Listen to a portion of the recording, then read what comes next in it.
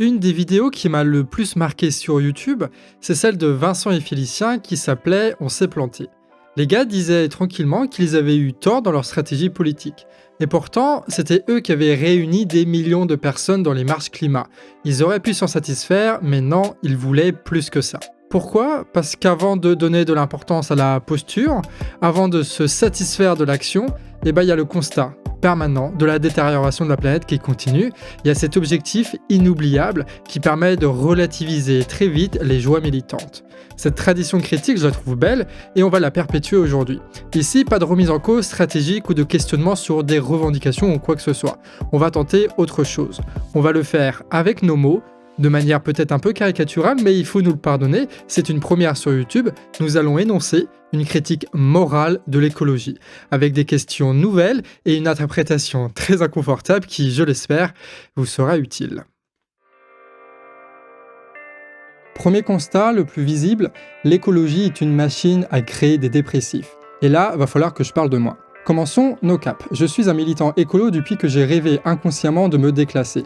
Pablo Servigne à la rescousse d'un semi-prolo d'une ville dortoir qui organise sa fuite. Tout comme ces provinciaux qui écoutent France Inter, lisent les Inrocks, achètent Apple et finiront en école de design. En fait, je voulais pas vivre une vie où les seuls enjeux étaient la fatalité de l'ennui d'un CDI. Je voulais de la culture, de la politique, de la hauteur et surtout parler avec des gens cool, bien sapés et bien conscients comme ceux qu'on voit sur YouTube. Sauf que notre gauche contestataire va accoucher d'un monstre. Le collapse, comme beaucoup, j'y croyais, à force de répétition et de mini-traumatisme. À tel point que ce n'était plus le déclassement qui me mettait en action, mais bien l'angoisse. L'angoisse qui nomme fin du monde, ce qui est un dérèglement climatique, et qui aime à répéter sa sentence partout et tout le temps. Alors j'ai milité. Pour XR, pour Youth for Climate, pour des collectifs indépendants. J'ai préféré agir plutôt que de me sentir coupable du pire. Comme d'autres, j'ai cru qu'on était seulement à quelques pourcents de soulever le peuple parce que 2 États-Unis convaincants l'ont écrit dans un bouquin que je n'ai jamais lu, mais qu'importe, j'étais fin prêt pour agir. Alors me voilà à bloquer Châtelet et à me retrouver dans les marches climat, à constater avec mes camarades l'inefficacité de nos actions. Au point d'en arriver à implorer à genoux la pitié des passants, à espérer qu'un miracle arrive pour que le monde s'éveille. Et je n'exagère pas, j'ai vu ça. Mais on n'avait pas le choix en fait. Notre cerveau était devenu incapable du calme, alors quitte à s'exciter, autant se convaincre soi de sa justesse, à défaut de convaincre le monde d'agir. Autant cultiver la posture parce que, après tout, nous sommes de gauche. Et qu'importe si, au fond, on passait la plupart de nos journées à regarder des vidéos sur YouTube. Sans le savoir, j'ai vendu ma culture pour une étrangère qui cultivait mon aigreur. Et comme une douce ironie, je multipliais les réunions de bienveillance où les animateurs malaisants nous apprenaient la nécessité de l'interconnexion grâce à l'intelligence collective et à la résilience régénératrice et naturelle. En fait, on n'était que des jeunes abattus jouant les révolutionnaires sans y croire, récupérant la culture de la Startup Nation faute de savoir se parler, à apprendre la naissance d'un collectif proposant une nouvelle interprétation d'une même langue de bois, un collectif aussi pauvre et improductif que les autres qui mourra dans 6 mois et qui mobilisera au mieux quelques youtubeurs pour un énième appel au réveil des consciences. Ce ne sera qu'une information de plus qu'on oubliera vite, une impasse constamment renouvelée. À force d'errer sur internet, j'ai bouffé trop de conférences, trop de développement personnel, trop de chiffres à en devenir intellectuel jusqu'à la froideur, jusqu'à abandonner sans le dire le combat révolutionnaire pour entretenir ma dépression de plus en plus insistante. Ou peut-être que c'est ce que j'ai toujours fait au final. J'ai donc pris ma vie en main à ce moment-là. Véganisme, douche froide et pas grand-chose d'autre vu que la misère érigée en fierté ne rendait pas accessibles les délires des consommateurs bobos friqués qui roulaient en vélo en carbone. Nous devenions peu à peu des petits bourgeois mais sans les sous, angoissés par la métaphysique que nous nous imposions à nous-mêmes, bouffés par la sobriété malheureuse et encore plus coupables de manger à notre faim chaque jour. Et au-delà de notre héroïsme proclamé, il fallait quand même faire l'effort de vivre. Oui, vivre pour nous, c'est se préparer au pire via des lieux autonomes qu'on n'arrivera de toute façon jamais à se payer. C'est réunir des dépressifs pour acter l'auto-organisation qui explosera en 2 semaines, faute d'avoir su organiser le tour de vaisselle. C'est défendre la ZAD comme un grand mouvement révolutionnaire sans jamais y poser les pieds. C'est les collectifs d'éducation populaire inspirés par Franck Lepage qu'un crédit bancaire transformera en lent et douloureux cauchemar. C'est des postures militantes évidemment d'ouverture scandées en réunion avec 10 citadins blancs de 25 ans. Mais tel est l'un des passages obligés de la perfection écolo. Oui, devenir parfait, jusqu'à comprendre l'absurdité, puis s'en rendre compte, s'apercevoir que rien de tout cela n'a de sens, que nous ne sommes pas perdus mais détruits en chemin, si détruits que là, de suite, je suis trop fatigué pour changer d'avis. Mon intellect est usé, trop usé à conceptualiser ma misère sociale, morale et affective en permanence. Je n'ai aucune perspective heureuse. Et je crois que c'est ça, le destin du militant écolo. C'est juste traîner sa carcasse jusqu'à atteindre cette faiblesse qui accepte la contradiction et qui clôt la vie pour de bon. Et là-haut, toujours, il y a la menace de la fin du monde. Elle est là, inquiétante, constamment sollicitée par le marketing pour que cette peur ne nous quitte pas, parce que la modernité est une perverse qui aime nous torturer l'âme. L'angoisse sans moyen de l'exprimer, le besoin de révolte sans colère pour la satisfaire, le besoin de crier, mais sans force pour nous soulager. Oui, j'ai milité des années avec un monde intérieur ressemblant à s'y méprendre à celui du surexcité et de l'épuisé. On croyait glorifier la vie, on en arrive à un étrange suicide que je n'ai jamais voulu. Enfin, je crois, enfin j'espère. Voilà ce que ça a été, dans mon intime, l'écologie. Et je l'ai nié comme les autres, jusqu'à rejoindre cette masse générationnelle désarmée et sans force, qui ne sait plus quoi faire ni pourquoi, et qui gesticule, terrifiée.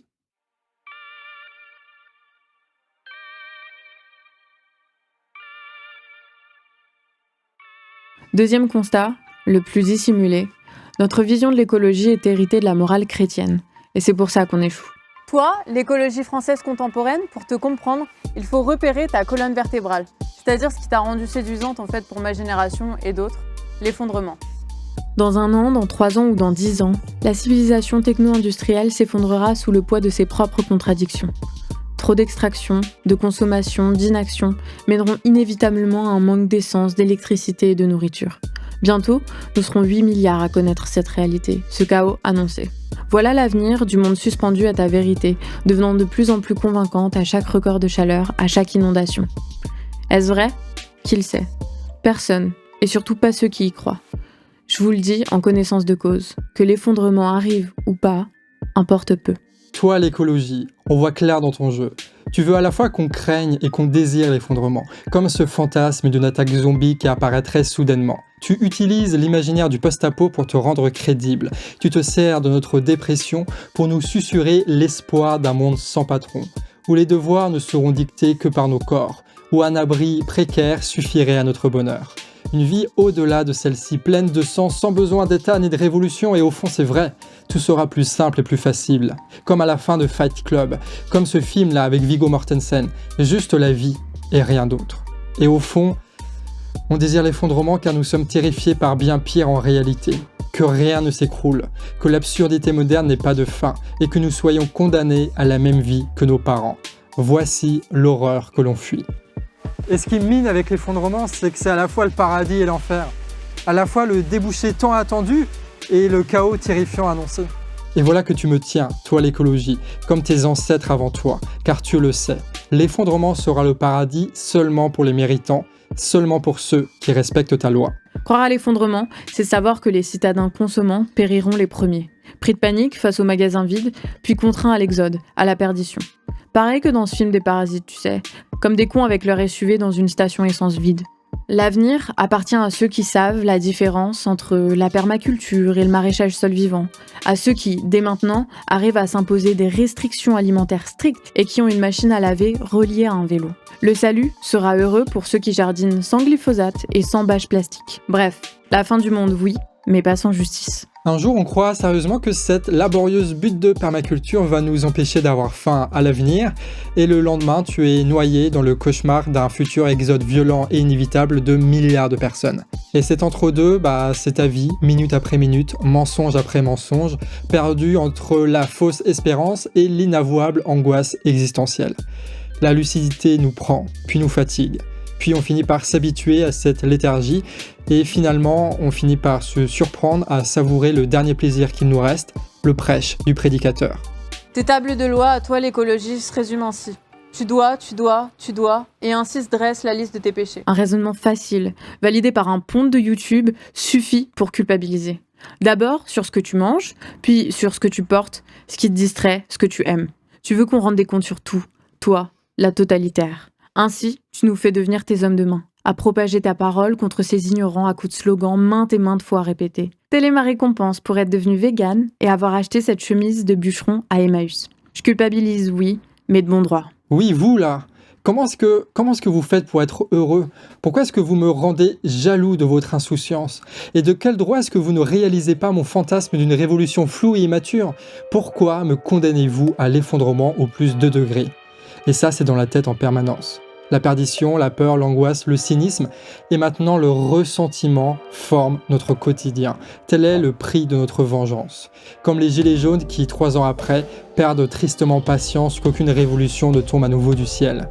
Et oui, je suis insupportable, sauf pour ceux qui le sont autant que moi. C'est pour ça qu'on se retrouve dans une même coloc avec nous-mêmes x4, comme des hommes sortis d'usine qui diffèrent seulement par leur numéro de série. Une interview chez Thinkerview a suffi pour transformer nos vies en une morale qu'on rêve d'imposer aux autres.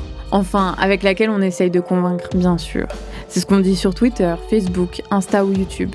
Là où on aime se réduire à notre engagement politique, en art de la posture et de la condamnation. Et surtout, contre ceux qui nous ressemblent trop, et dont on ne pardonne pas la moindre différence. Sur ces réseaux où l'on s'excuse très vite d'abandonner les grandes luttes qui devraient être les nôtres. L'argument est parfois complexe, mais la réalité est trop simple. Terrorisé, la vengeance me soulage, m'aide à dormir. Tu te rappelles, le christianisme avait opposé et soumis l'homme à Dieu. Et toi, l'écologie, tu opposes l'homme à la nature. Oh non, vous diront certains, l'homme n'est pas le problème, c'est le capitalisme. Frédéric Lordon l'a dit, c'est le capitalocène. Ouais, le capitalisme, c'est sûr. Hein. C'est-à-dire ce que le monde est devenu, c'est-à-dire ce que l'homme est devenu, c'est-à-dire ce que je suis moi aussi. Et ce que je suis, moi, au fond, c'est un prédicateur insupportable qui pêche aussi, comme tout le monde, par mon addiction au sucre, par mon bilan carbone youtubesque, par mes fréquentations parfois dépolitisées, et même pire, dans ces moments d'inefficacité dans le grand processus révolutionnaire. Au final, on en arrive à culpabiliser de notre propre bonheur. On culpabilise de notre propre force. Et au bout du compte, on ne se sent légitime que quand on se considère comme un grand guerrier grec abattu par la tragédie. L'échec continu de notre foi révolutionnaire, alimenté par des fils d'actualité Facebook d'écolo-doomers, me condamne à la flagellation permanente. Sans fierté, sans victoire, dans le péché et dans l'absurde, dans la vengeance du monde, des autres et de moi-même, tout cela à la fois en continu, en macération, en fermentation. Mais depuis combien de temps déjà ? Sous couvert d'aimer la nature que personne d'entre nous ne connaît, l'homme en lui-même devient une faute. Par l'excuse d'une radicalité exemplaire, nous devenons incapables de cultiver notre joie révolutionnaire. Et à force de nommer stratégie notre puritanisme, notre action commune dont on était autrefois fier, s'est transformée en conformisme des individus, où la bonne politique croit décider de ce qu'il faut faire, penser, ressentir. Nous voilà en permanence au bord de l'effondrement. Dans ces conditions, les plus forts et les plus intelligents d'entre nous chutent, car ils n'y arrivent pas.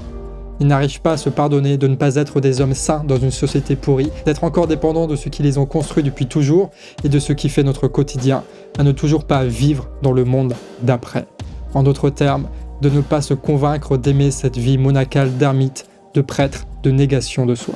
Voici l'œuvre du péché. Il nous amène à nous rendre détestables, à mépriser tout ce qui nous a construits, à oublier ce pourquoi on aimait cette vie-là.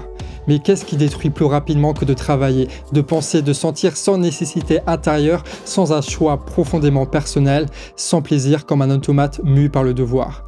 Oui, toi l'écologie, tu m'as bien déconstruit et après, rien, il n'y a rien, que des ruines autour de moi. Ce moi angoissé de sa métaphysique de collapsologue, j'ignore l'hiver qui s'abat pourtant sur mon monde intérieur. Moi impuissant et pathétique parmi la foule d'inconscients d'autodestructeurs. Moi sans puissance, à constater comme un con la naissance de ma misanthropie. Mais il reste la nature, nous dit-on. Oui, la nature, les animaux, la forêt, oui. Sauf qu'on aime la nature comme on aime Dieu. Comme une preuve immaculée et invisible que le bon existe, qu'il suffit de trouver pour que l'extase arrive. Mais même en forêt, bizarrement, ma voix de prêtre est toujours là, sans cesse, à ordonner, à mépriser, à gâcher le temps présent. L'Église ne suffit pas pour trouver Dieu. Et nous voilà seuls, dans une forêt, que je vois déjà brûlée par les péchés de l'homme. Nous sommes seuls, à n'aimer que ce qui disparaît sous nos yeux d'impuissants, à admirer l'immaculé sali par les hommes par notre envie bestiale de consommant.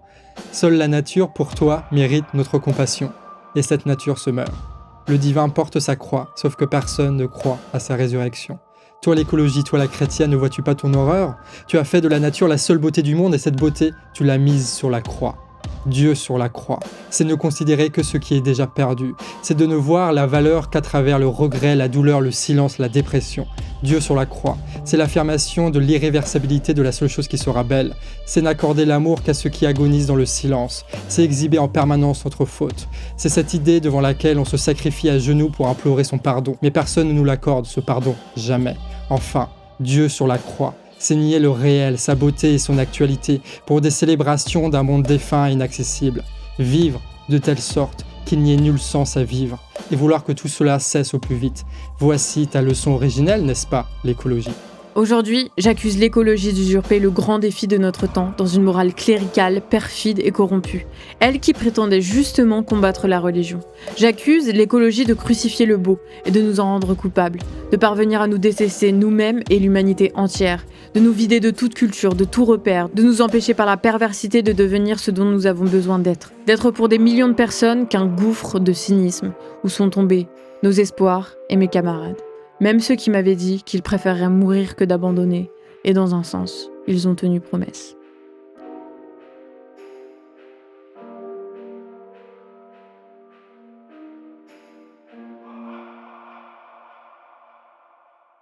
L'essentiel est là. Rien ne prédestinait l'écologie à récupérer les mécanismes vicieux de la religion, même si, par la force des choses, ça nous paraît évident aujourd'hui. On s'est alourdi, sans le savoir, d'un poids dont il faut aujourd'hui se libérer. Donc, troisième constat, le plus difficile, il va falloir apprendre à vivre dans cette société-là.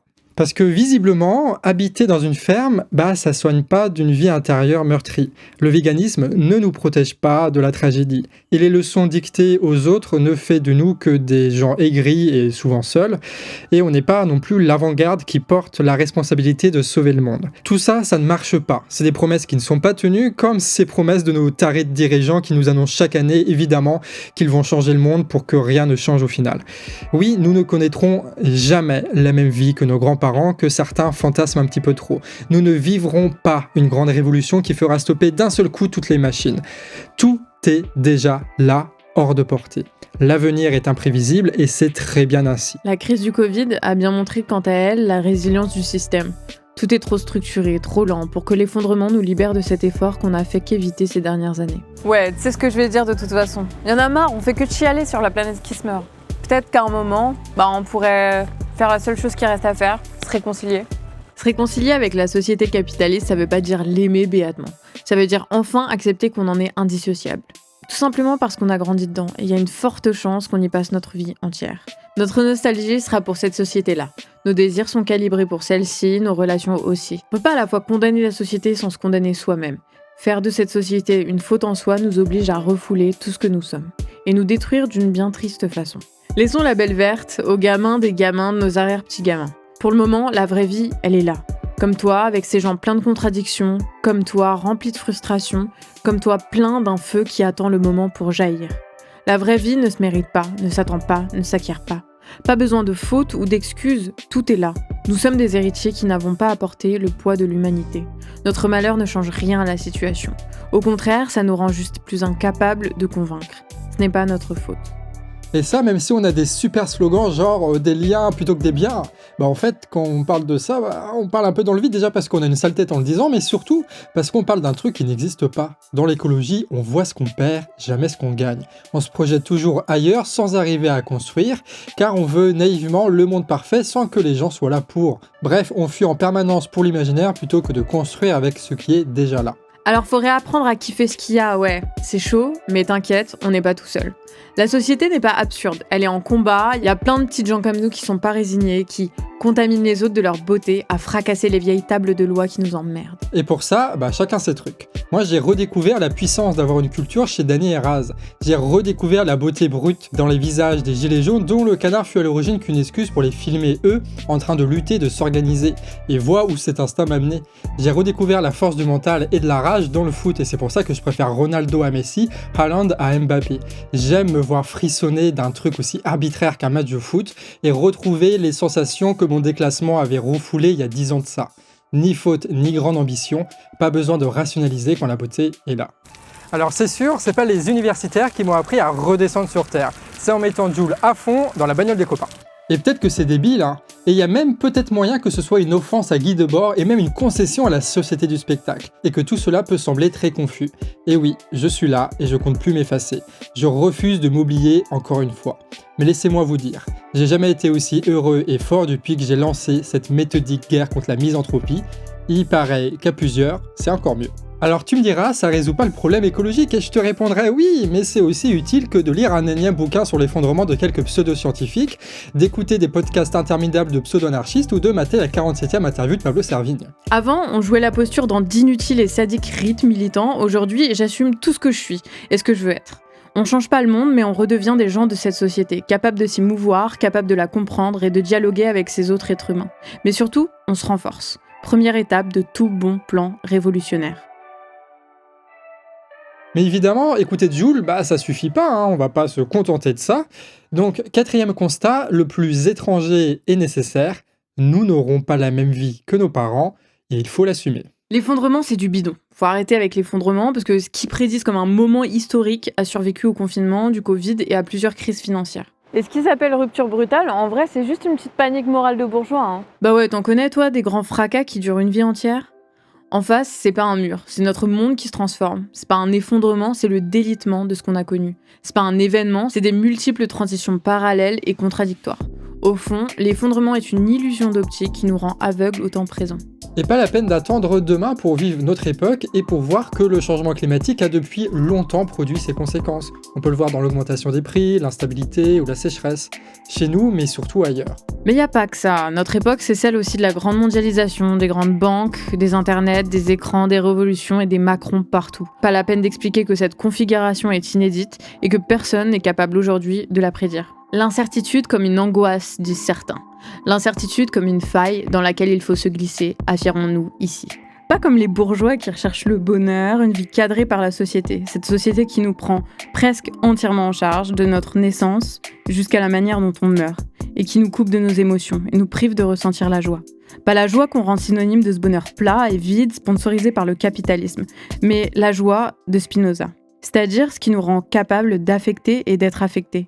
Une joie traversée par la tristesse, le deuil, la colère, mais aussi par l'amitié, la détermination, l'enthousiasme. Tant de choses qui permettent de transformer notre monde. L'écologie est belle quand elle est une expérience inédite. L'incertitude. L'incertitude, ça veut dire qu'on ne sait pas ce qui va se passer. Ça veut dire que l'époque qu'on est en train de vivre, ça va être celle des artistes, de ceux qui osent, de ceux qui créent, de ceux qui s'élèvent les uns les autres pour pouvoir bâtir ce qui peut l'être. Si c'est l'ère du changement, profitons-en pour mettre à terre les vieilles traditions. À bas les bullshit jobs qui durent toute une existence, à bas la vie à seulement vieillir en attendant la suite qui ne vient jamais. À bas les sermons de ceux qui prétendent que le mieux est mort. L'incertitude nous donne la possibilité d'avoir raison lorsque l'on dit « le changement sera la nouveauté ».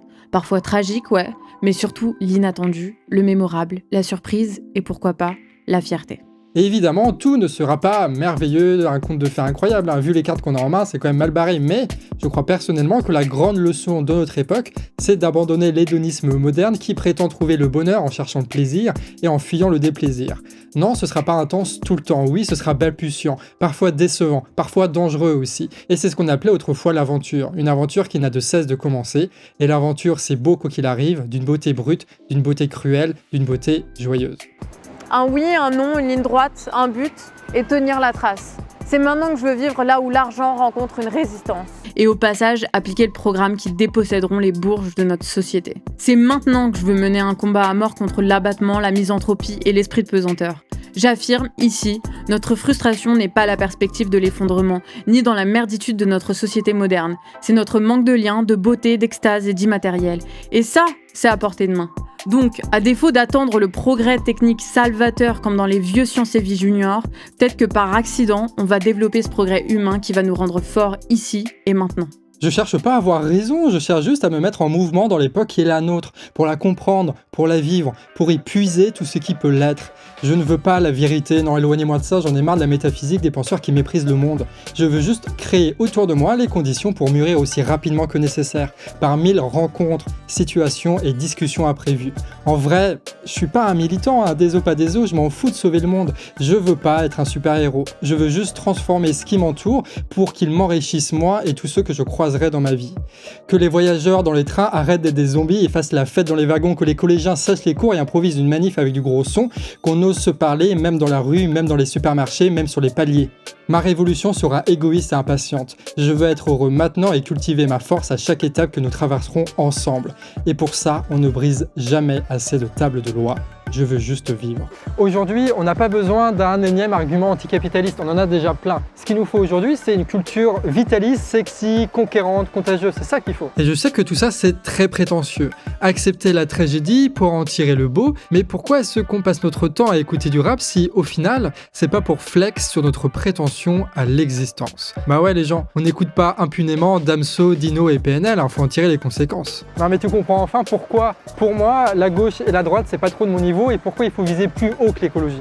Moi, je veux d'un militantisme qui célèbre le bon comme le mauvais, qui reconnaît la colère, la vengeance, l'envie, le sarcasme, la ruse et la violence. Revenons à la brutalité de l'existence, à sa beauté crue, arrêtons la modestie et soyons fiers.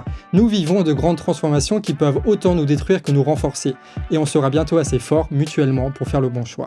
Notre génération arrive pour écrire son nom par de nouvelles lettres que nous n'avons pas encore inventées. Tu penses qu'on vit une époque imprévisible et dangereuse? Tu as raison. Alors que cette époque soit belle pour nous, qu'elle nous rende joyeux, qu'elle accroisse notre faim à l'aventure et à la nouveauté. La tragédie, elle l'a. Elle a toujours été. Et ce que les dépressifs appellent malédiction, moi j'y vois qu'une question de timing. Nous arrivons au bon moment, comme cet acteur qui sidère le réalisateur avec sa réplique. Oh oui, il l'avait préparé, il l'avait répété. Et aujourd'hui, c'est à nous de la crier, cette réplique, de la scander. Tu te crois piégé dans les enfers, camarade? Tu n'es qu'un nihiliste. Nous vivons ici et maintenant notre meilleure vie. Notre vie dans le seul monde possible. Et quelle est la réplique, tu me diras? Encore. Pourquoi? Encore, encore et encore. Ou bien. Ou bien? Ouais, Nietzsche, il a terminé son gai savoir avec ou bien, et ça le faisait marrer de terminer un bouquin comme ça. Putain, cette expression, le gai savoir, il est quand même faire une vidéo là-dessus. Hein. Ouais, je pense, tu sais, sur la nécessité de savoir, sur la critique de la science, on pourrait insulter à la fois les zététiciens et à la fois Macron. Puis il y a moyen de parler un peu de méta, là, sur le temps, sur l'existence, sur l'histoire. Ouais. C'est pas scientifique ça, mais pourtant c'est Mais Nietzsche disait qu'il n'y a que le monde des perceptions qui est réel. Le monde réel, comme on le conçoit, il n'existe pas. Les mathématiques, pour lui, c'est une abstraction. Et puis dans le rapport au temps, il y a quelque chose de très anticapitaliste. De toute façon, c'est avec ces concepts-là qu'on va pouvoir faire quelque chose. Bon, là, ils sont partis dans leur délire, je crois. Véritablement faire des trucs cool, quoi. Encore? Encore. Vous voyez, Daniela, ce que vous faites aux gens? Ce qui est sûr en tout cas, c'est que l'écologie nous sort du cadre. Elle nous pousse à réfléchir différemment, à tout remettre en question, car grâce à elle, tout est en suspens. Alors qu'importe les vieilles règles, qu'importe la bien-pensance bourgeoise de la petite vie tranquille de travailleur, qu'importe les rites militants qui ne mènent à rien. Alors profitons-en pour multiplier les actions, les pensées, les critiques, prenons plaisir à casser les codes partout, et puis on trouvera bien un chemin des solutions, des trucs qui marchent, qui font les foules. Et au pire, il nous restera l'amour du chemin. Pour nous, l'écologie, c'est comme tous les autres mouvements de la société, c'est avant tout une question d'affect. C'est pour ça que les luttes les plus sincères sont celles qui défendent un territoire, un village, un bocage ou une façon de vivre. On n'est jamais aussi convaincant qu'en se battant pour défendre ce qui est devenu un bout de soi. D'ailleurs, on retrouve des gens comme Partager c'est sympa qui reviennent sur l'essentiel. Savoir ce qu'on défend avant toute autre chose. De ressentir y compris la beauté avant d'y coller des concepts.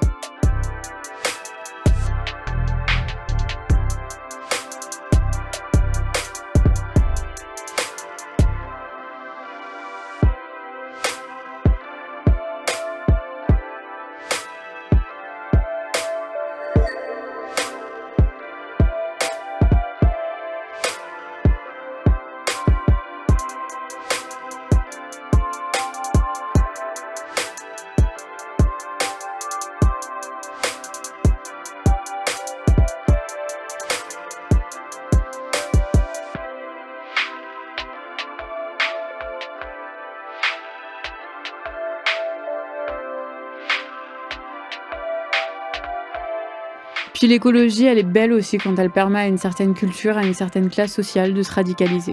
Là, vous avez deux ex-citadins un peu chelous, mais en vrai, il y a aussi des agriculteurs néo-ruraux, des zadistes, des squatteurs, des jeunes pour le climat, etc.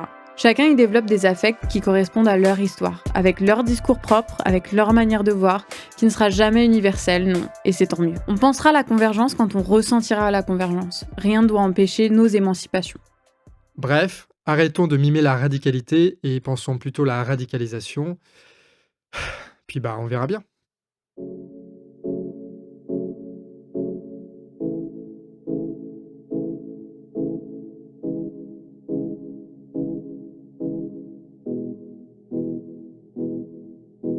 Cette putain de brûlure-là, sous mes côtes, c'est rien qu'une soudure d'âme. Cette putain de brûlure-là, sous mes côtes, c'est rien qu'une soudure d'âme. Cette putain de brûlure-là, sous mes côtes, c'est rien qu'une soudure d'âme. Cette putain de brûlure-là, sous mes côtes, c'est rien qu'une soudure d'âme. Cette putain de brûlure-là, sous mes côtes, c'est rien qu'une soudure d'âme. Cette putain de brûlure-là, sous mes côtes, c'est rien qu'une soudure d'âme. Cette putain de brûlure-là, sous mes côtes, c'est rien qu'une soudure d'âme. Cette putain de brûlure-là, sous mes côtes, c'est rien qu'une soudure d'âme. On a retrouvé mon corps hier, flottant sur le fleuve en songe. Je pars le cœur sec, que l'orage compose la bande son. Les bouchons sautés, bonne année et surtout la santé. Je rentre dans l'hiver, m'égare dans la barre de l'instant T. Le filet de sang séché le long de mes phalanges craquelées forme le prénom silencieux qu'un soir j'ai cessé de rappeler. Et cette pièce que je loue et dont les murs appareillés n'entendent rien de ces poèmes que j'ai vomis sur un parquet rayé. Et comme je ne signe que des contrats précaires, le mouvement de mes mains ne sait mimer que l'embarras d'être un peu parmi vous, le reste du temps dans mes vers, et être père passionnément depuis que son petit cœur s'emballa. J'ai trop peu voyagé, sûrement par peur de ne jamais revenir. L'orgueil ravagé de comprendre qu'on ne sera qu'un souvenir. Branche nue tombée d'un arbre généalogique. Peut-être un quatrain lu sous un halogène. Sous mes côtes, c'est rien qu'une soudure d'âme. Cette putain de brûlure-là, sous mes côtes, c'est rien qu'une soudure d'âme. Cette putain de brûlure-là, sous mes côtes, c'est rien qu'une soudure d'âme. Cette putain de brûlure-là, sous mes côtes, c'est rien qu'une soudure d'âme. J'ai caché tout l'or que j'ai sous une ville en construction dont la pancarte à l'entrée ne possède pas encore de nom. Et les barreaux qui me séparent se jouent de moi et mon amour. Seigneur, dissimule une hymne dans mon pain de ce jour. J'ai caché tout l'or que j'ai sous une ville en construction dont la pancarte à l'entrée ne possède pas encore de nom. Et les barreaux qui me séparent se jouent de moi et mon amour. Seigneur, dissimule une hymne dans mon pain de ce jour. Le type que j'ai recraché là, sur le bitume de janvier, m'a pointé du doigt la lune, avec un rire que j'ai envié. Malgré la palette de calmant, il n'y a de cœur en paix. Pour te connaître, faudra te rencontrer en vrai. Le type me sort quelques photos d'une cariatide devenue cicatrice, vol raté sur un tarmac vide. Quelques lettres écrites depuis une accalmie d'antan, pile entre le toit et le sous-sol d'un univers dantesque. Les mots ne traduisent pas grand chose, la douleur déjà plus frappe des points, des murs en prose, ça crée des rythmiques écarlates, étonnamment enivrantes. En vivant la chute, la symphonie de l'air devient vibrante. Sur ce radeau que j'ai rallié, j'ai appris que le temps aussi peut devenir un allié. Une seule question valable interrompt le régime du nombre. Qui éjacula un soir de fête dans l'origine du monde?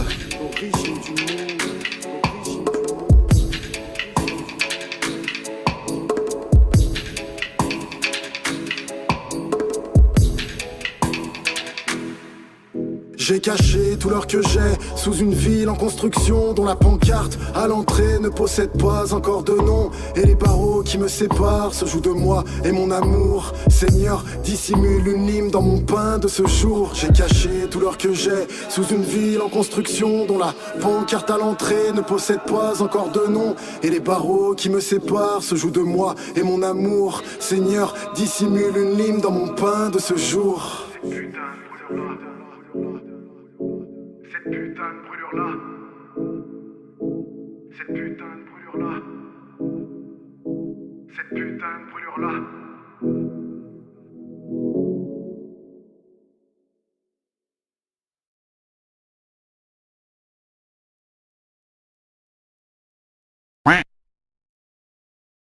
Sa mère.